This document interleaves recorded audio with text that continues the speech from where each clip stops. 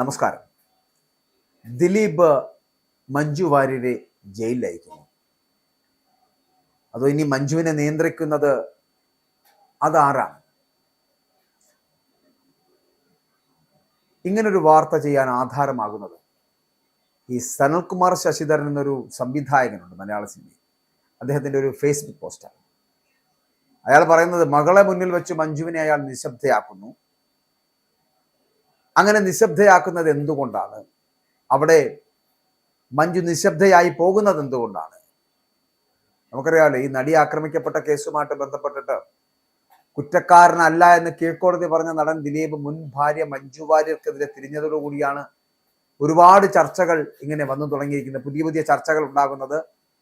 ഇതിനകത്ത് യഥാർത്ഥ വില്ലന്മാരെ ഞാൻ ജീവിതത്തിൽ മുന്നിൽ കൊണ്ടുവരുമെന്നൊക്കെ പ്രതിജ്ഞ ചെയ്ത് മുന്നോട്ട് പോകുന്ന ദിലീപിനെയൊക്കെ കാണാൻ കഴിയുന്നുണ്ട്. പല മാധ്യമങ്ങൾക്കും ഒരു ഇന്റർവ്യൂ പോലും കഴിഞ്ഞ ദിവസം കൊടുത്തിട്ടില്ല എങ്കിലും ദ ഹിന്ദുവിന് അദ്ദേഹം ഒരു ഇന്റർവ്യൂ കൊടുത്തിരുന്നു. അതിനകത്ത് പറയുന്ന വാചകങ്ങളിലൊന്ന് അദ്ദേഹത്തെ ചതിച്ചത്, ദിലീപിനെ ചതിച്ചത് പോലീസുകാരാണ് എന്നുള്ളതാണ്. എന്നാൽ പോലീസുകാർക്കെതിരെ ഇനി ഏതെങ്കിലും തരത്തിലുള്ള നിയമ നടപടികളുമായിട്ട് പോകുവാൻ ദിലീപ് ശ്രമിച്ചാൽ ദിലീപ് വീണ്ടും അകത്താകുമെന്നുള്ള കാര്യത്തിൽ യാതൊരു സംശയമില്ല.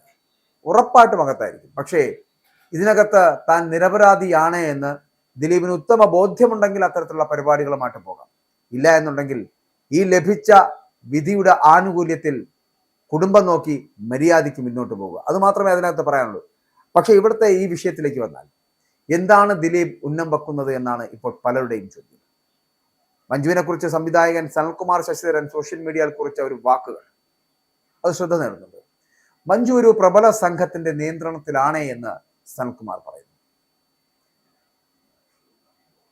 സനൽകുമാർ 2019 കയറ്റം എന്ന സിനിമയുമായി ബന്ധപ്പെട്ടിട്ടാണ് മഞ്ജു വാര്യരുമായിട്ട് സമ്പർക്കത്തിൽ വരുന്നത് എന്നും ആ സിനിമയുമായി ബന്ധപ്പെട്ട് താൻ നേരിട്ട് മനസ്സിലാക്കിയ കാര്യങ്ങൾ കൊണ്ടാണ് ആ സ്ത്രീയുടെ ജീവൻ അപകടത്തിലാണ് എന്ന് ഞാൻ ആദ്യം പറഞ്ഞതെന്നും പറയുന്നു.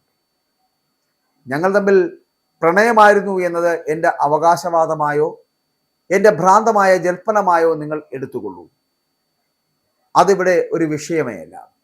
ഞങ്ങൾ ദീർഘകാലമായി സംസാരിക്കാത്തതിനാൽ, അതായത് ഇപ്പോൾ ഏതാണ്ട് 1 വർഷം കഴിഞ്ഞിരിക്കുന്നു എന്നാണ് അയാൾ അതിനകത്ത് ആ കുറിപ്പിൽ പറയുന്നത്. അവർക്കിപ്പോൾ തന്നോട് പ്രണയമുണ്ടോ എന്ന് തന്നെ അറിയില്ല എന്നും എനിക്കവരോട് പ്രണയമുണ്ടോ എന്ന് പറയണമെങ്കിൽ പോലും ഇപ്പോൾ അവർ ഞാനുമായി സംസാരിച്ചിരുന്നപ്പോഴുള്ള മാനസികാവസ്ഥയിൽ തന്നെയാണോ അതോ വ്യക്തി എന്ന നിലയിൽ മാറ്റം വന്നിട്ടുണ്ടോ എന്നറിയണം. ഇല്ലെങ്കിൽ എന്നതുകൊണ്ട് ഞാൻ പ്രണയത്തിലാണോ പ്രണയത്തിലല്ലയോ എന്നുള്ളതിനെ കുറിച്ചൊരു അവകാശവാദം ഉന്നയിക്കുന്നില്ല എന്നുകൂടി പറഞ്ഞു വെച്ചുകൊണ്ടുള്ള ഒരു ഫേസ്ബുക്ക് പോസ്റ്റ്. നേരിൽ കണ്ടാൽ മാത്രമേ ഇക്കാര്യത്തിൽ എന്തെങ്കിലും പറയാൻ കഴിയൂ.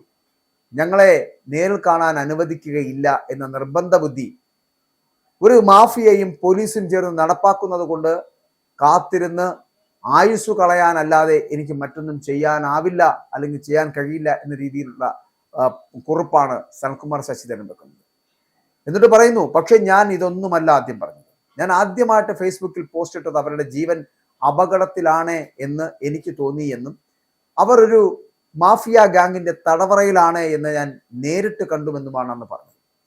കയറ്റമെന്ന സിനിമയ്ക്ക് ശേഷം എൻ്റെ എല്ലാ ചിത്രങ്ങളും പൂഴ്ത്തിവെക്കുവാനുള്ള ശ്രമങ്ങൾ നേരിട്ട് അനുഭവിച്ചപ്പോൾ താൻ ഈ മഞ്ജു വാര്യർക്ക് അല്ലെങ്കിൽ അതേക്കുറിച്ച് അന്വേഷിക്കാൻ ഇറങ്ങിത്തിരിച്ചപ്പോഴാണ് മഞ്ജു വാര്യർക്ക് പൊതുജനങ്ങളുമായിട്ടുള്ള സമ്പർക്കം എന്ന് പറയപ്പെടുന്നത് നിയന്ത്രിക്കപ്പെട്ടിരിക്കുന്നു എന്നും അവർ സ്വതന്ത്രയാണ് എന്നത് ഒരു വെറും തോന്നൽ മാത്രമാണ് എന്ന് മനസ്സിലാക്കുന്നത് അല്ലെങ്കിൽ മനസ്സിലായതുമെന്നാണ് സനൽകുമാർ ശശിധരൻ പറയുന്നത്. തന്റെ സിനിമ എന്തുകൊണ്ട് പുറത്തിറങ്ങുന്നില്ല എന്ന് അന്വേഷിക്കാനായിട്ട് 2021 ഡിസംബറിൽ താൻ മഞ്ജു വാര്യരെ കോട്ടയത്ത് പോയി കാണാൻ ശ്രമിച്ചപ്പോൾ തങ്ങളെ പരസ്പരം സംസാരിക്കാൻ പോലും അനുവദിക്കാതെ അവരുടെ മാനേജർ എന്നറിയപ്പെടുന്ന ബിനീഷ് ചന്ദ്രനും ബിനു നായരും ഒരു കൂട്ടം ഗുണ്ടകളും ചേർന്ന് ഒരു വാഹനത്തിൽ തന്നെ തള്ളിക്കയറ്റി ഓടിച്ചുപോയി എന്നാണ് പറയുന്നത്. ഇതിനെന്റെ ഒരു അസോസിയേറ്റ് സാക്ഷിയാണ് എന്ന് പറയപ്പെടുന്നുണ്ട്. ഈ സംഭവത്തോടു കൂടിയാണ് മഞ്ജു വാര്യർ ഒരു കൂട്ടം ആളുകളുടെ തടവിലാണ് എന്ന് താൻ മനസ്സിലാക്കിയത് എന്നാണ് സനൽകുമാർ ശശിധരൻ കുറിച്ചു വെക്കുന്നത്. അപ്പോൾ ഇതിനൊക്കെ ശേഷം 2022 ഏപ്രിൽ അവസാനത്തോടെ നടി ആക്രമിക്കപ്പെട്ട കേസിൽ പുനരന്വേഷണം നടക്കുമ്പോൾ അന്വേഷണ ഉദ്യോഗസ്ഥർ മഞ്ജു വാര്യരുടെ മൊഴി രേഖപ്പെടുത്തിയ അന്നേ ദിവസം രാത്രി അന്വേഷണ മേൽനോട്ടം വഹിച്ചിരുന്ന ശ്രീജിത്ത് ആ സ്ഥാനത്ത് നിന്ന് നീക്കപ്പെടുന്ന കാഴ്ചയും നമ്മൾ കണ്ടതാണ്.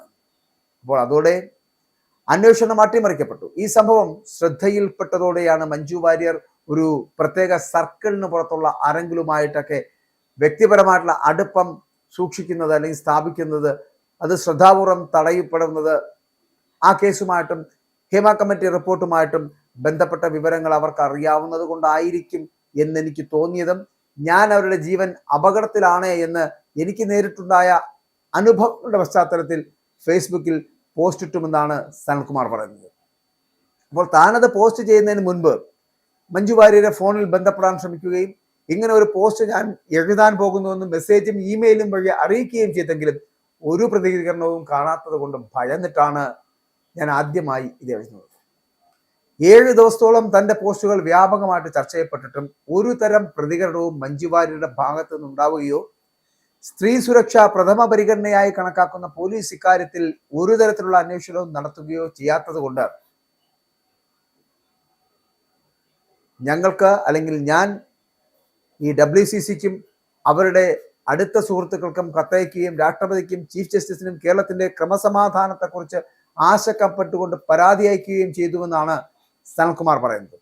താൻ രാഷ്ട്രപതിക്ക് പരാതി അയച്ചതിന്റെ പിറ്റേ ദിവസം രാവിലെ 11 മണിക്ക് തന്നെ പാറശാല വെച്ച് ആലുവ രജിസ്ട്രേഷനുള്ള ഒരു ഇന്നോവ കാറിൽ മഫ്റ്റിയിലുള്ള ഒരു സംഘം പോലീസുകാരും ഗുണ്ടകളും ചേർന്ന് തന്നെ രഹസ്യമായിട്ട് പിടിച്ചു കൊണ്ടുപോകുവാനുള്ള ശ്രമം നടത്തിയെന്ന് പറയപ്പെടുന്നുണ്ട്.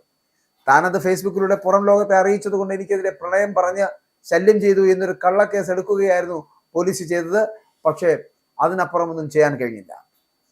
തന്നെ ആലുവയിലേക്ക് കൊണ്ടുപോകാൻ വേണ്ടിയിട്ടാണ് ഇളമക്കര പോലീസ് സ്റ്റേഷനിലേക്ക് കൊണ്ടുപോയത് എന്നും ആലുവ എന്നത് നടി ആക്രമിക്കപ്പെട്ട കേസിലെ 8ാം പ്രതിയുടെ സ്വാധീനത്തിലുള്ള പ്രദേശമായതുകൊണ്ടാണ് ഒരു തരം ജുറിഡിക്ഷനും ഇല്ലെങ്കിലും കളവായി അവിടെ ഒരു കേസ് രജിസ്റ്റർ ചെയ്തത് എന്നതാണ്.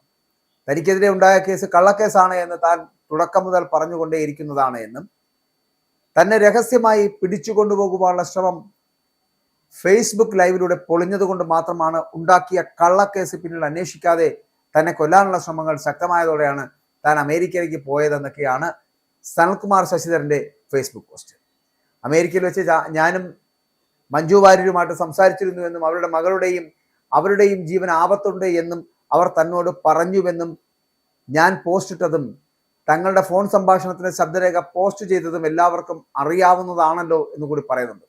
വളരെ ഗുരുതരമായ വെളിപ്പെടുത്തലുകളുള്ള ആ ശബ്ദരേഖ പുറത്തു വന്നിട്ടും അതേക്കുറിച്ച് അന്വേഷിക്കണമെന്ന് താൻ പരാതിപ്പെട്ടിട്ടും അതിൽ അന്വേഷണം ഉണ്ടായില്ല. പകരം അത് മഞ്ജു വാര്യരുടെ അല്ല എന്ന് പറഞ്ഞ് തന്നെ ആക്ഷേപിക്കുകയായിരുന്നു എല്ലാവരും അന്ന് ചെയ്തതെന്നതാണ്. അപ്പോൾ അവരുടെ അല്ലെങ്കിൽ എന്തുകൊണ്ട് അവർ അത് നിഷേധിക്കുന്നില്ല എന്നോ തന്റെ പരാതി അന്വേഷിച്ച് ശബ്ദരേഖ ഫോറൻസിക് പരിശോധനയ്ക്ക് വിധേയമാക്കിയില്ല എന്നോ ആരും ചോദിച്ചില്ല. അതും പ്രണയത്തിന്റെ വിഷയമായി മറയ്ക്കപ്പെട്ടു അല്ലെങ്കിൽ മാറ്റപ്പെട്ടു എന്നതാണ്. താൻ കേരളത്തിൽ മടങ്ങി വന്നപ്പോഴും തന്നെ ആരും അറിയാതെ പിടിച്ചുകൊണ്ടുപോകുവാൻ ആലുവ പോലീസ് കേന്ദ്രീകരിച്ച് പ്രവർത്തിക്കുന്ന മാഫിയ ഒരു ശ്രമം നടത്തി. അതും താൻ പരസ്യമാക്കിയത് കൊണ്ട് തന്നെ പിടിച്ച് കോടതിയിൽ ഹാജരാക്കേണ്ടി വന്നു.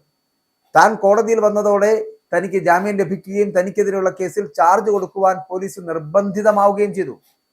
തനിക്കെതിരെയുള്ള കേസിൽ തെളിവുകൾ ഹാജരാക്കുവാൻ എളമക്കര പോലീസിന് ബഹുമാനപ്പെട്ട കോടതി ആവർത്തിച്ച് നോട്ടീസ് കൊടുത്തിട്ടും തെളിവുകൾ ഹാജരാക്കിയിട്ടില്ല.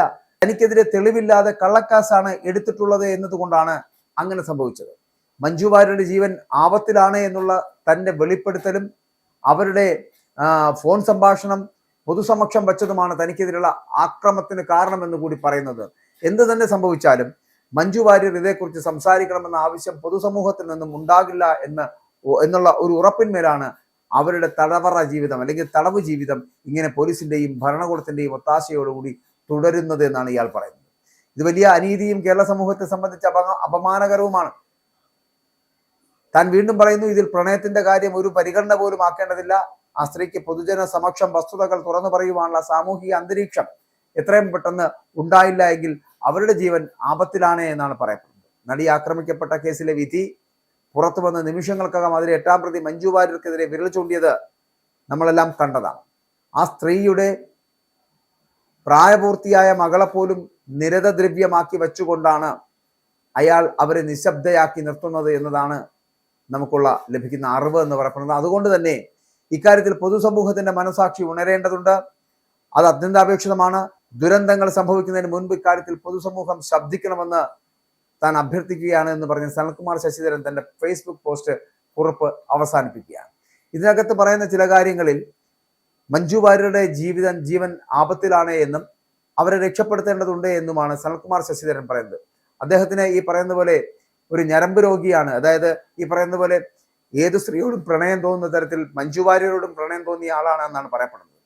ഇനി അത്തരത്തിലല്ല എങ്കിൽ അദ്ദേഹത്തിന് ഇപ്പോൾ ഈ പറയുന്ന ഫേസ്ബുക്ക് പോസ്റ്റിൽ പ്രണയത്തെക്കുറിച്ചൊന്നും പറയുന്നില്ല എങ്കിൽ കൂടിയും മഞ്ജു വാര്യർ അപകടത്തിലാണ് എന്ന് പറയുവാനുള്ള അദ്ദേഹത്തിന്റെ ഇപ്പോഴത്തെ അവസ്ഥ എന്ന് പറയപ്പെടുന്നത്.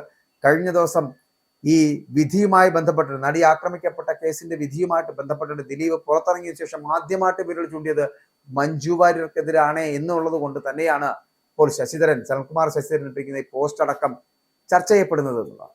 നാളെ ഇതിനകത്ത് വളരെ കൃത്യമായിട്ടുള്ള ഇടപെടലുകൾ നടത്തി മുന്നോട്ട് പോവുകയാണെങ്കിൽ, അതിജീവിതം മുന്നോട്ട് പോവുകയാണെന്നുണ്ടെങ്കിൽ ആ അതിജീവിതയ്ക്ക് ഇവിടെ അല്ലെങ്കിൽ അങ്ങ് ഡൽഹിയിലെങ്കിലും സുപ്രീം കോടതിയിലെങ്കിലും നീതി ലഭിക്കുമെന്നുള്ള കാര്യത്തിൽ സംശയമില്ല. അങ്ങനെ പോകുന്ന പക്ഷം അത്തരത്തിൽ മുന്നോട്ട് പോകുവാനുള്ള ഒരു കാലയളവിലേക്ക് എത്തുകയാണ് എങ്കിൽ മാത്രം ദിലീപിന് വീണ്ടും അകത്തു പോകേണ്ടി വരുമെന്നുള്ള കാര്യത്തിലും